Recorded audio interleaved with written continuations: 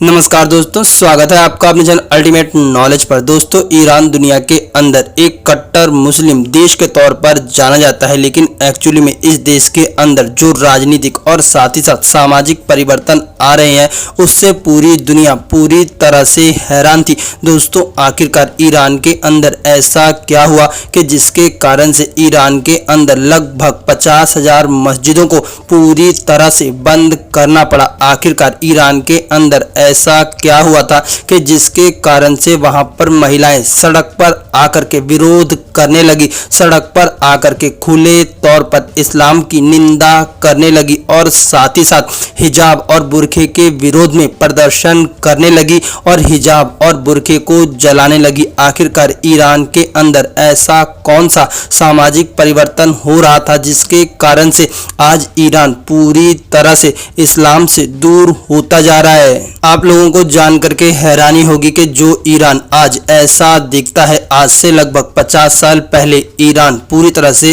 अलग था और कुछ इस प्रकार से दिखता था। लेकिन ईरान के अंदर जब से वहां पर इस्लामिक क्रांति आई, ईरान पूरी तरह से तहस नहस और बर्बाद हो गया। साथ ही साथ ईरान के अंदर बहुत से ऐसे सामाजिक परिवर्तन हुए जिसके कारण से ईरान ना जाने कितने साल पीछे चला गया।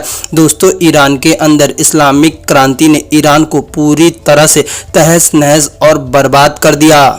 जिस इस्लामिक क्रांति और इस्लाम को ईरान के लोगों ने सपोर्ट किया था, वही इस्लाम और इस्लामिक क्रांति ईरान के लोगों के लिए एक ऐसा नर्क बन गया कि जिसके कारण से ईरान के लोगों की जिंदगी पूरी तरह से तहस नहस और बर्बाद होने लगी। ईरान के लोगों के ऊपर ना जाने कितने तरह के शरिया प्रतिबंधों की बौछार कर दी गई, जिसके कारण से ईरान के लोगों का जीवन पूरी तरह से अस्त व्यस्त हो गया। खास तौर पर महिलाओं को तो ईरान के लिए एक नरक कहा जाता है, जहां पर महिलाओं के ऊपर इतने तरह के प्रतिबंध थे कि महिलाएं खुल करके सांस नहीं ले पा रही थी और इसी के विरोध में ईरान के अंदर एक ऐसा प्रदर्शन हुआ था जिसने पूरी दुनिया को हिला करके रख दिया था। जिस इस्लामिक क्रांति को ईरान के लोगों ने सपोर्ट किया था, वही ईरान के लोग अब उस इस्लामिक क्रांति से और इस्लाम से पूरी तरह से मुक्ति पाना चाहते हैं। यही कारण है कि वर्तमान समय में ईरान के अंदर लगभग 30 से लेकर के 35%